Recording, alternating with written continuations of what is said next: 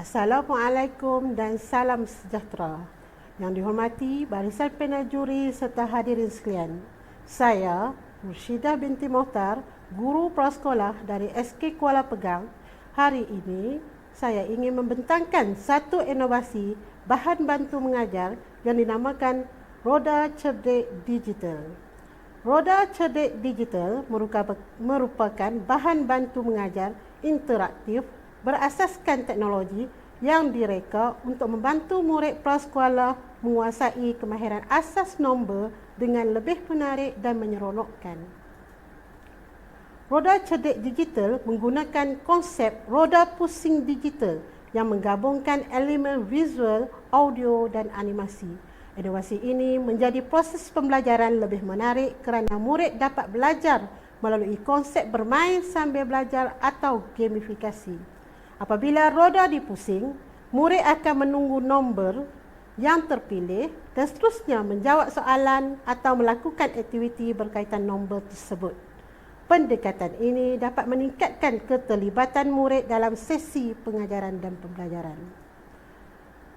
Inovasi ini tercetus hasil pemerhatian semasa proses PDP di dalam kelas. Antara isu yang dikenal pasti ialah murid kurang fokus semasa belajar nombor, kaedah pengajaran tradisional kurang menarik minat murid, murid mudah berasa bosan, penglibatan murid dalam aktiviti pembelajaran juga kurang aktif. Oleh itu, satu pendekatan lebih interaktif dan menyeronokkan perlu diwujudkan bagi menarik minat murid. Terdapat beberapa objektif utama inovasi ini. Pertama, meningkatkan minat murid terhadap pembelajaran nombor.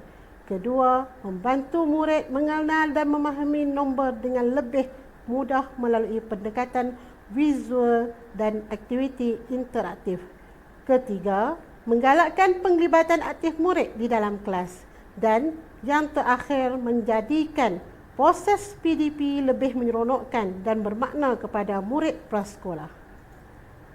Cara penggunaan inovasi ini sangat mudah. Pertama, guru akan menekan tombol untuk memusingkan roda digital. Kemudian, roda akan berhenti pada nombor tertentu. Murid akan diminta menjawab soalan atau melakukan aktiviti yang berkaitan dengan nombor tersebut. Sepanjang aktiviti ini dijalankan, guru akan memberi bimbingan kepada semua murid.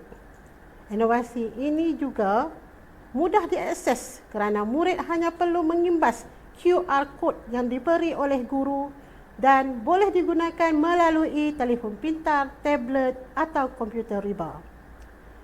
Impak hasil pelaksanaan inovasi ini menunjukkan impak yang sangat positif.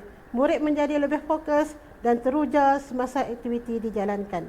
Pelibatan murid juga lebih aktif berbanding sebelum ini. Selain itu, penguasaan nombor murid turut meningkat. Hasil ujian selepas pelaksanaan menunjukkan peningkatan yang memberangsangkan. Inovasi ini juga membantu murid memahami nombor dengan lebih mudah melalui visual dan latihan berulang serta meningkat keyakinan murid. Sebagai kesimpulannya, roda cerdik digital merupakan satu inovasi yang berkesan dapat meningkatkan minat penguasaan murid terhadap kemahiran nombor.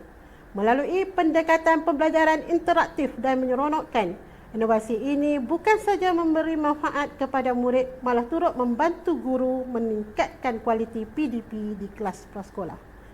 Diharap inovasi ini dapat dimanfaatkan secara lebih meluas dalam pendidikan awal kanak-kanak. Sekian, terima kasih.